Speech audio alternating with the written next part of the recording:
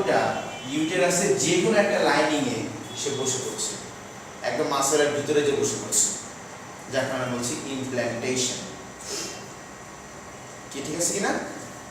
এই জাইগোটটা সরাসরি কি করছে, ধরো এই মাসেলের লেয়ারের ভিতরে এখানে এভাবে করে বসে পড়ছে, এখানেও বসতে পারে, এখানেও বসতে পারে, এখানেও বসতে পারে, ওর যেখানে খুশি বসতে পারে, কোনো সমস্যা নেই।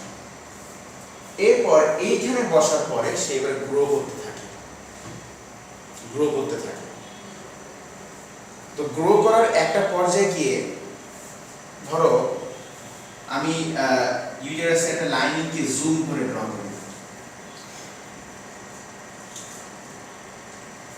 ধরো এখানে এখানে এইটা হচ্ছে সেই ধরো the blood supply from mother, এটা হচ্ছে the blood vessels of mother। এখন আর এখানে ধরো এইটা ছিল সে বাইরের মাসল লেয়ারটা, ইমপ্ল্যান্টেশনটা এখানে এখানে হয়েছিল। কি ঠিক আছে কিনা? এইটা হচ্ছে সে মাদারের ব্লাড ভেসেল গুলো, এইটা হচ্ছে বাইরে সে মাসল লেয়ারটা, আর এইটা হচ্ছে ইমপ্ল্যান্টেড জাইগোট। এখন এই জাইগোট তো এখন মাইটোসিস সেল ডিভিশন করবে, করে করে করে করে আস্তে আস্তে গ্রো করবে, তাই না?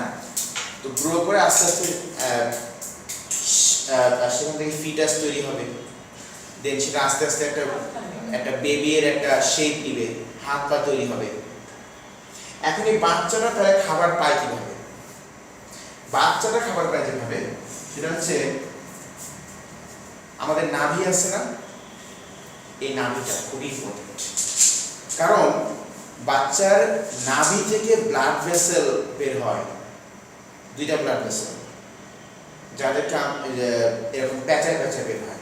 ধরো আমি তো অত ভালো ড্রয়িং করতে পারি না, ধরো এইটা হচ্ছে বেবিটা, এই বক্সটা হচ্ছে বেবি, ঠিক আছে?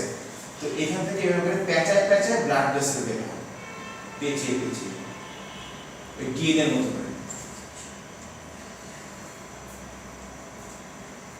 যেটা এই মাদারের ব্লাড ভেসেল লাইনিং এসে আবার এরকম অনেকগুলো ফিঙ্গার লাইক প্রজেকশন তৈরি করে।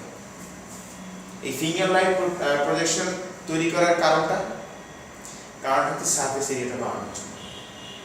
Surface area of food absorption, surface area of